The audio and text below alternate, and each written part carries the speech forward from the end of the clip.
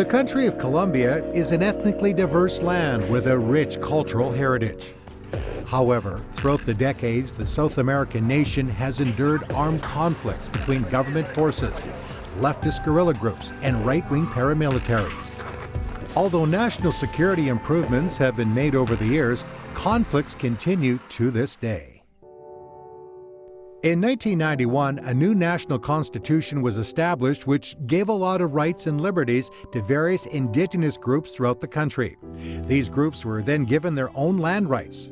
Unfortunately, this has led to an unstable situation for some who declare themselves followers of Jesus. This is a story I'm here on the ground to tell. How we can help those who are being persecuted, tortured, and in some cases killed, all for their belief in Christ. We were in the church, 14 of us.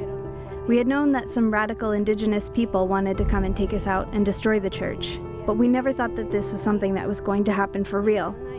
But that morning, probably around 9 a.m., they came with the guards and many other people. They just began to pull us outside. They began to destroy the house and destroy the church. On the side of this mountain sits a collection of near unlivable structures. Many who live here have witnessed their houses being burned, their families tortured, expelled from their tribal lands for their supposed crime, being a follower of Christ. So what is the condition of the people that are in the camps right now? Dr. Fernando Torres describes this makeshift community as a breeding ground for disease and even death. The conditions were terrible. They didn't have any roof over their heads. They were sleeping on plastic. No blankets, no food, no hygienic conditions, no sanitary conditions, a lot of parasites, respiratory diseases, malnutrition, you name it. And the question is why? Because in Colombia, the indigenous groups have a lot of protections and help from the government. And then I finally discovered that it was because they had become evangelical Christians, and they'd be kicked out and denied all of the help that normal indigenous people receive.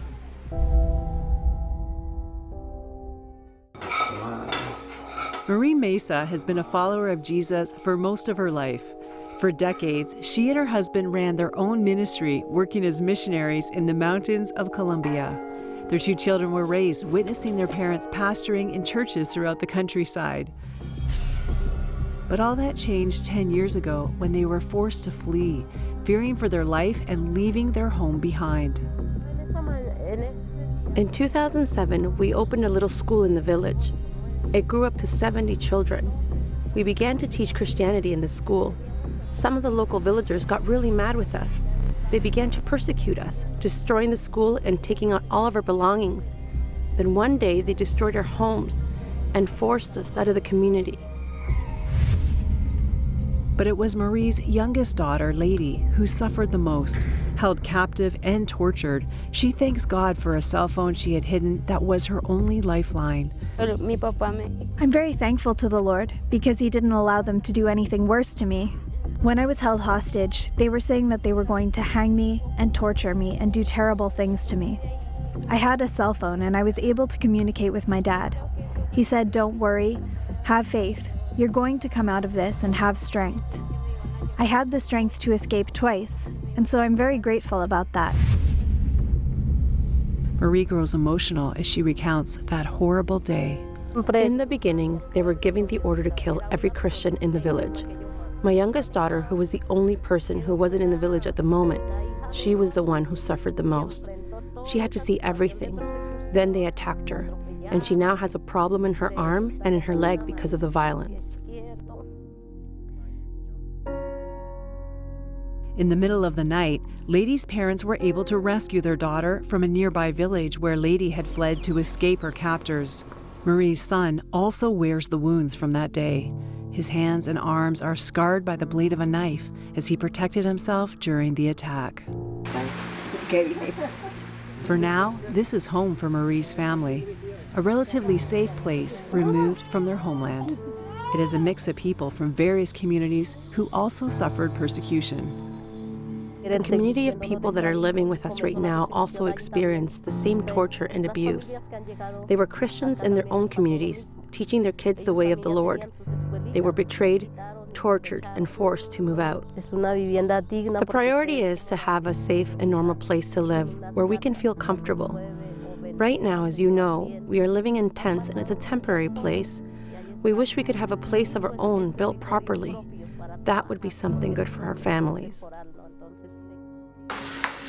A future village where one day Lady will be able to live out her dreams. I want to keep studying. Because we have been displaced, I have not been able to keep studying. In my spiritual life, I just want to continue to serve the Lord, in whichever way He can use me and my family.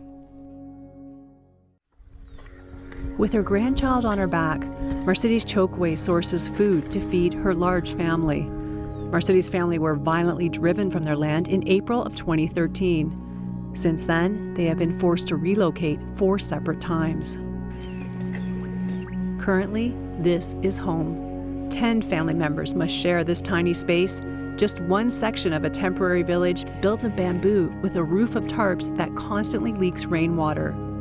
For now, it's better than the alternative. Mercedes tells of how her husband was forcibly taken away from their home, tortured and persecuted for his faith. They were looking for the Christians who were actively living out their faith. Because my husband was someone who was more outspoken about the Lord, they took him and put him in a deep hole in the ground and began to torture him. Mercedes' husband endured more than 72 hours of solitary confinement and torture. After his release, the family fled. There is an immediate necessity for us to have more safe shelters to live. Because I have 4 grown children who each have their own large families, every one of them needs their own home. We don't have any electricity right now in our temporary shelter. We just have to wait until one day when we can move to once again have power. When Hamas was just 14 years old, he witnessed his parents being torn away from their land by those less tolerant of their Christian faith.